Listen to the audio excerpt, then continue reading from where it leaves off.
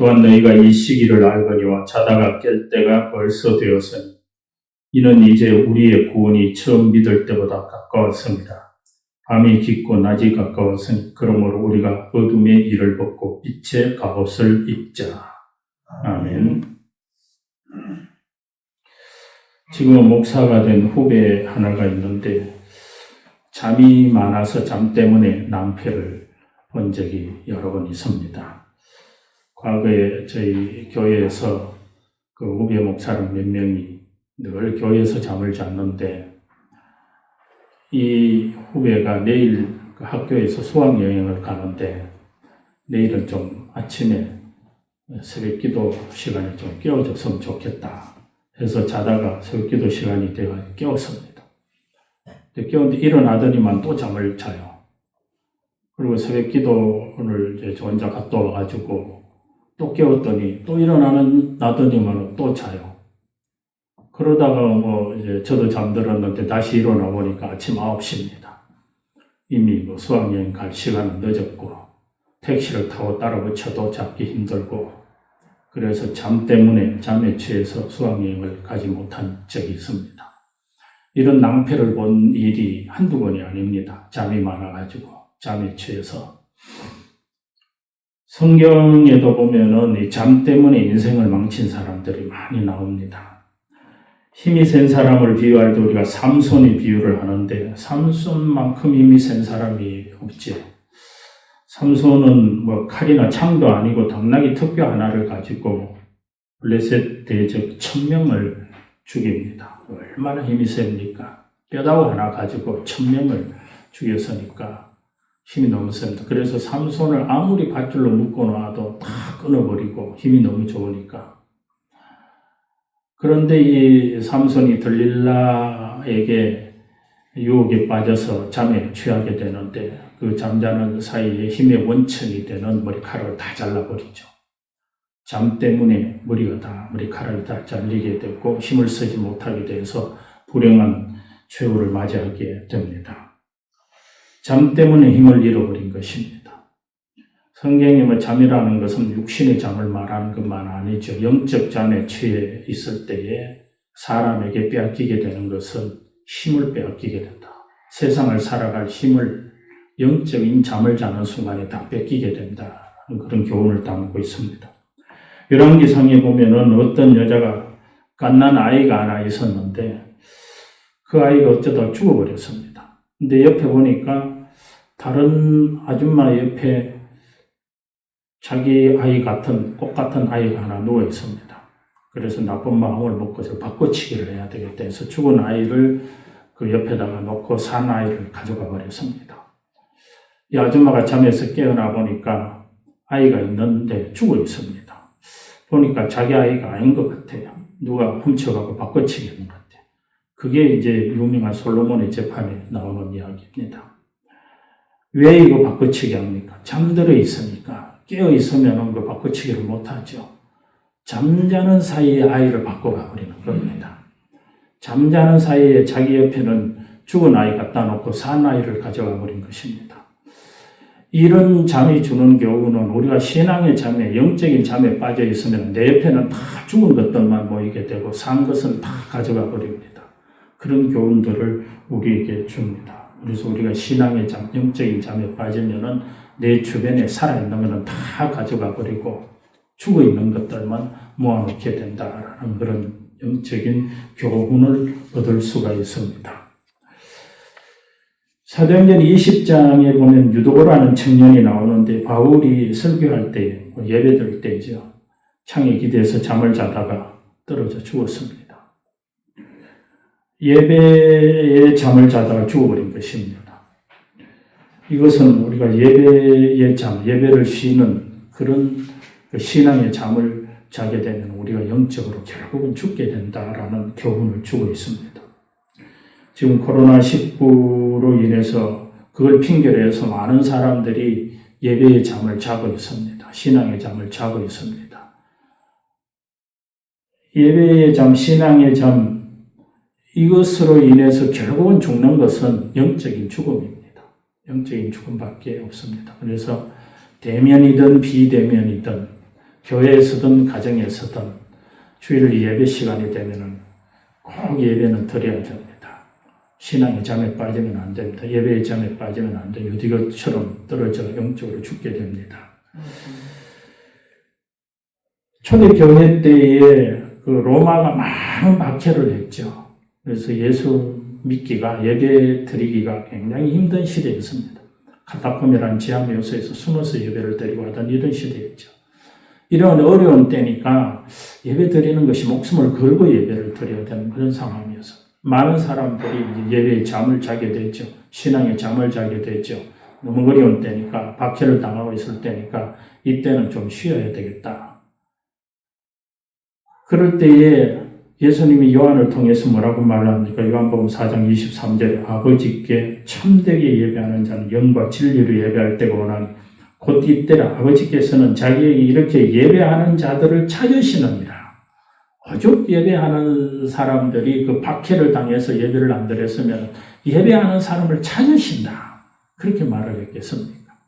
아무리 어려운 시기라도, 아무리 어려운 때라도 대면이든 비대면이든 예배는 드려야 된다는 것입니다. 절대 예배를 쉬어서는 안 된다는 것입니다. 그 예배를 쉬면 결국 영적 죽음밖에 없습니다. 창세기 19장에 보면 더 기가 막힌 일들이 나옵니다. 롯이 술에 취해서 잠을 자게 됩니다. 소돔과 고모라 땅에서 모두 다 죽어버리고 롯의 가족들만 살아남지 않습니까? 그래서 이 딸들이 어디 결혼할 데가 없었습니다. 중동에는 이 근친 결혼도 가능하기 때문에 이 두 딸들이 그런 이야기를 하잖아요. 우리가 이제 결혼할 데도 없으니까 아버지가 술에 취해서 잠자고 있을 때에 우리 교대로 들어가자 해서 이 술에 취해서 롯이 술에 취해서 뭐 딸인지 누군지 분간하지 못하는 그런 틈을 타서 아버지에게 들어가서 동침을 하게 됩니다. 큰 딸, 작은 딸 다 들어가서. 그래서 자손이 나오게 됐죠. 그 큰 딸에게서 생긴 자손이 모압 족속이 됐고 작은 딸에게서 생긴 자손이 암몬 족속이 됩니다. 이 모압, 암몬 족속이 구약 성경을 읽어보면은 끊임없이 이스라엘을 괴롭힙니다. 끊임없이 이스라엘을 괴롭힙니다. 이스라엘이 내내 괴롭힘을 당하는 이 모압, 암몬 족속이 어디서 나왔느냐? 롯이 잠에 빠져가지고 잠에 취해가지고 깨어나지 못했을 때에 거기에서 낳은 자식들을 후손들입니다. 그래서 생긴 겁니다. 신앙의 잠을 자다 보면은 나를 괴롭히는 것들이 나에게 오게 되어 있습니다. 나뿐만 아니라 내 후손들에게까지 나를 괴롭히는 것들이 오게 되어 있습니다. 그것이 롯이 잠에 빠져서 얻게 된 결과입니다. 롯이 잠에 빠졌을 때 결국 그 결과는 모압, 암몬 자손으로 하여금 자기를 괴롭히는 족속들이 나오게 되었다는 것입니다. 그렇기 때문에 어떤 경우든 우리가 잠에, 신앙의 잠에, 영적인 잠에는 빠지면 안 됩니다. 어떤 경우에도. 예수님께서 십자가를 짊어지는 일로 인해서 매우 그 고민이 되어 베드로, 야고보, 요한을 데리고 게세마네 동산에 가서 나와 깨어서 기도하자. 그렇게 부탁을 하지 않습니까? 그 시각이 밤 9시입니다. 9시. 그 시간은 한참 잠이 오는 시간입니다. 지금은 전기불이 하도 밝으니까 밤 9시에도 안 자는 사람이 많습니다만 과거에 불이 없던 시대에 해만 빠지면 그냥 자야 됐죠. 저절로 잠이 오는 시간입니다.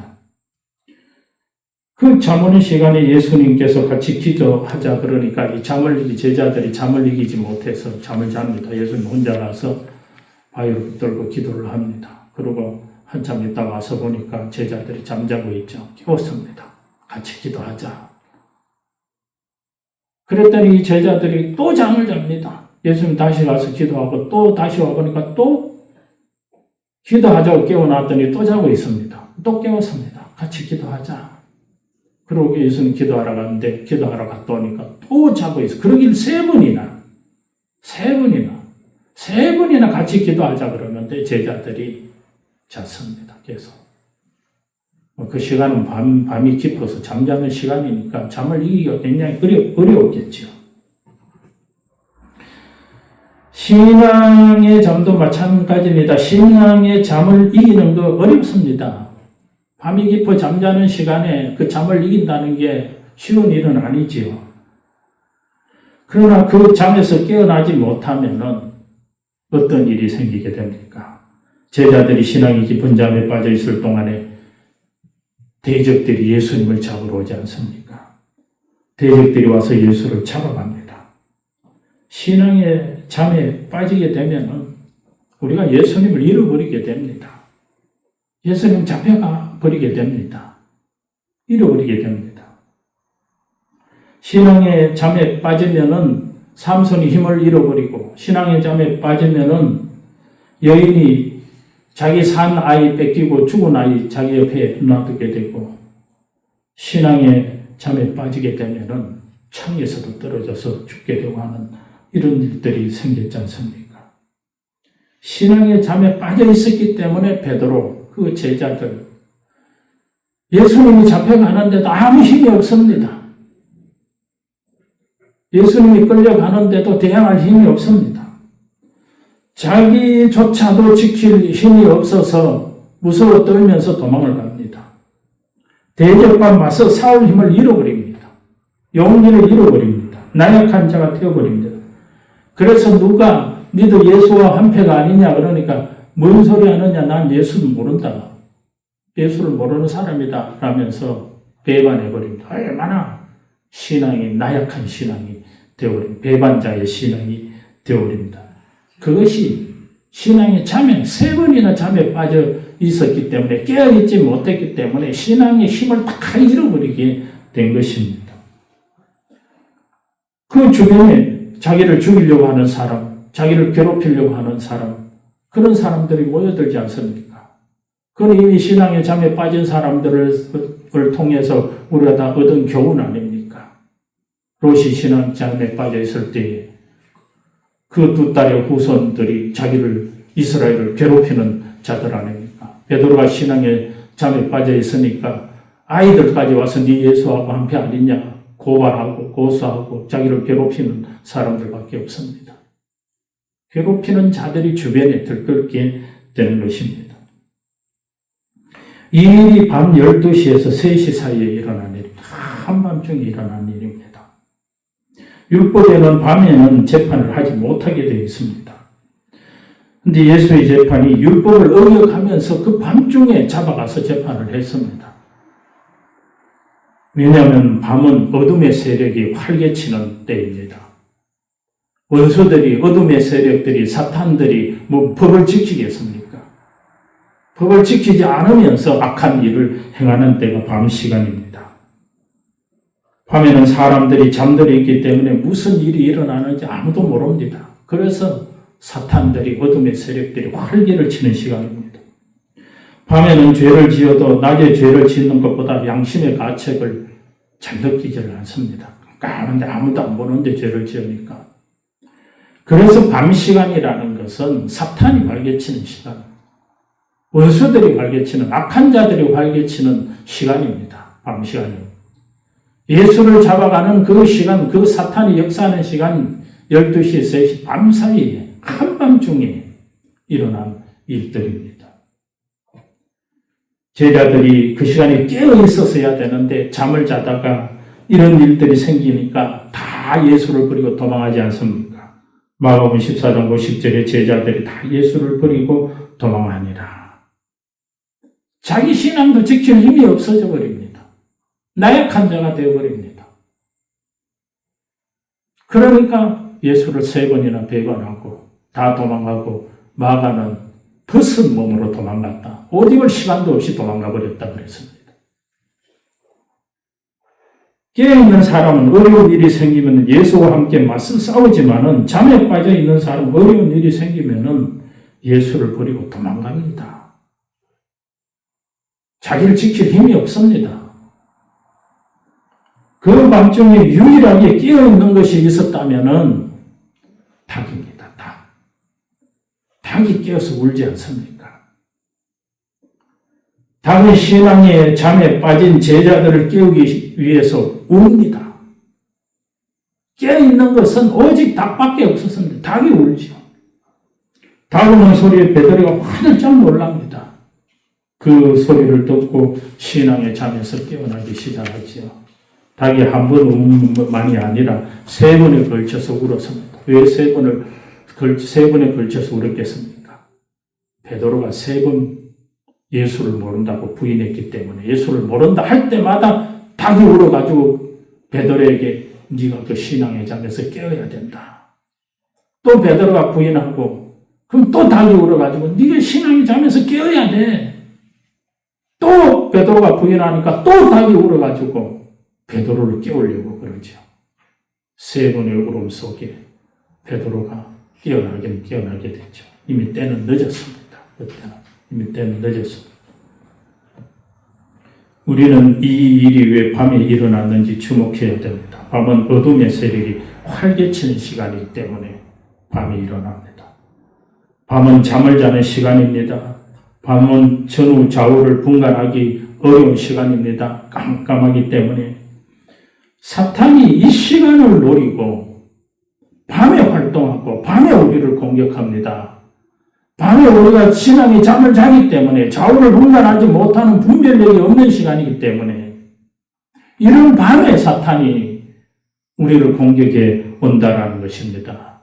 그렇기 때문에 밤이 깊을수록 우리는 깨어 있어야 됩니다. 밤이 깊을수록 깨어 있어야 됩니다. 예수를 잡아가는 시간도 바로 그 밤중에 한밤중에 일어난 시간이었습니다. 내가 신앙생활을 잘 할 때, 내가 열심히 주의 일을 잘 할 때, 내가 쉬지 않고 예배하고 기도하고 찬양할 때에, 내 신앙이 최고조로 있을 때에 그때 사탄이 나를 잡으러 오겠습니까? 사탄 무슨 꾀가 없습니까? 그때는 잡으러 안 옵니다. 와봐야 소용없습니다. 내가 열심히 기도하고 성경 보고 예배드리고 내 신앙이 최고조에 내가 깨어있는데 사탄이 온다 한들 나를 이기겠습니까? 언제 옵니까? 밤중에 옵니다. 밤중에 옵니다. 내가 약해졌을 때에, 내가 신앙의 잠을 자고 있을 때에, 그것도 내가 신앙의 잠이 한밤중에 깊이 잠들어 있을 때에, 그럴 때에 사탄이 우리에게 옵니다. 내가 깨어있지 않는데 이길 수가 있겠습니까? 이기지 못합니다. 마태복음 13장 25절에 사람들이 잘 때에 그 원수가 와서 곡식 가운데 가라지를 덧뿌리고 갔다 했습니다.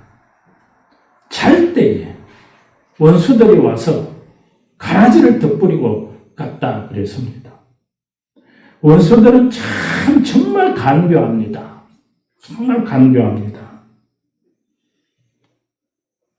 가라지 끝까지 꼭 뿌려봐야 그냥 뽑아버리면 되지 않습니까? 제자들이 그렇게 이야기를 하지요. 예수님 뭐라고 대답을 합니까? 가라지 뽑다가 알고 뽑을까 염려되니 다 자랄 때까지 그냥 두라고 그럽니다. 그게 뭔 말입니까? 이거 뿌리고 봤는데 어느 게 가라지인지 어느 게 알곡인지 모르는 겁니다. 어느 게 변지 어느 게 핀지 모르는 겁니다. 가라지 씨앗이 워낙 작아가지고 보이지도 않습니다. 뿌리고 갔는지 안 갔는지도 모릅니다. 근데 뿌리고 갔다고 안다고 한들 어느 게 가라지인지 어느 게 핀지 어느 게 변지 그 분간을 못하니까 그 예수님이 할 수 없다. 다 자랄 때까지 그냥 놔두라 그러지 않습니까?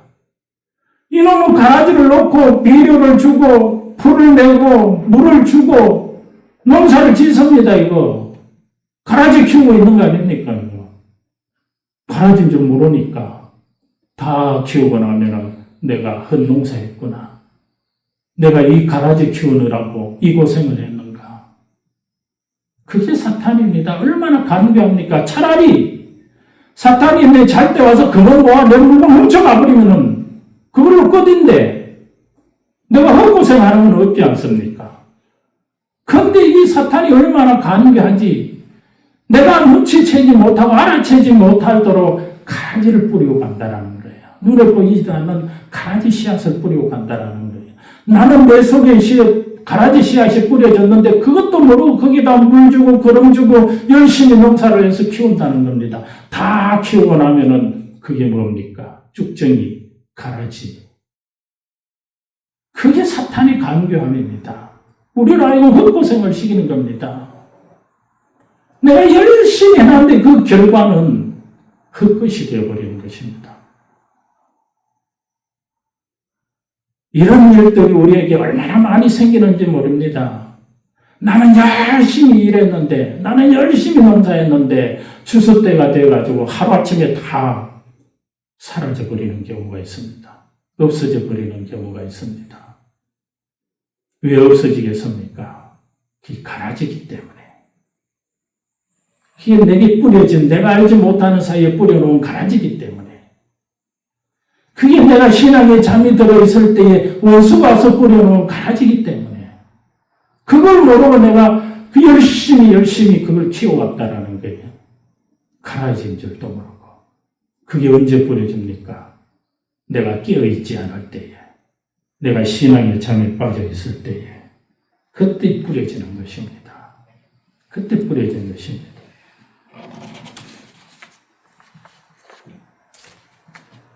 열심히 산다고 노력했지만은 그 결과가 헛것으로 돌아가는 것은 언젠가는 내가 신앙에 잠에 빠졌을 때에 뿌려진 가라지 때문에 그렇습니다. 그렇기 때문에 우리는 어떤 일이 있어도 신앙은 잠들면 안 됩니다. 항상 깨어 있어야 됩니다. 가라지는 내가 잠자는 그 순간에, 원수는 내가 잠자는 그 순간에 와서 알게 모르게 살짝 뿌려놓고 간다라는 겁니다. 어떤 일이 있어도 예배를 쉬면 안 됩니다. 어떤 일이 있어도 신앙에 잠이 들면 안 됩니다. 어떤 일이 있어도 한밤중이 되어도 우리 신앙은 깨어 있어야 됩니다. 코로나19가 아니라 이거보다 더 험악한 세상이 온다 할지라도 신앙은 깨어 있어야 됩니다. 신앙은 깨어 있어야 됩니다. 로마서 13장 11절에 또한 너희가 이 시기를 알거니와 자다가 깰 때가 벌써 되었으니, 자다가 깰 때가 벌써 돼야 된다라는 거예요. 벌써 되었으니 이는 이제 우리의 구원이 처음 믿을 때보다 가까웠습니다. 밤이 깊고 낮이 가까웠으니 그러므로 우리가 어둠의 일을 벗고 빛의 갑옷을 입자. 아무리 밤이 깊어도 우리는 신앙의 잠을 자면 안 됩니다. 늘 깨어 있어야 됩니다. 어떤 일이 있어도 밤이 깊을수록, 어려울수록, 힘들 때일수록 신앙의 잠을 자지 말고 깨어있는 신앙으로 살아가게 되기를 주의 이름으로 기원합니다. 자유로우신 하나님 은혜를 감사합니다. 오늘 이 코로나19의 상황으로 인해서 많은 사람들이 신앙의 잠에 빠져 있습니다. 사탄은 매우 간교한 자들이라 이때를 통해서 내가 알지 못하는 가운데 내 속에 가라지를 뿌리고 갑니다. 하나님, 내 속에 이 가라지가 자라나서 내 인생을 망치게 된다는 사실을 깨닫게 하여 주시고, 우리는 어떤 힘든 일이 있고 어떤 어둠이 우리에게 닥친다 할지라도 결코 신앙의 잠을 자지 않고 항상 깨어있는 저희들이 다 되게 하여 주옵소서. 우리 주 예수 그리스도 이름으로 기도하옵나이다. 아멘.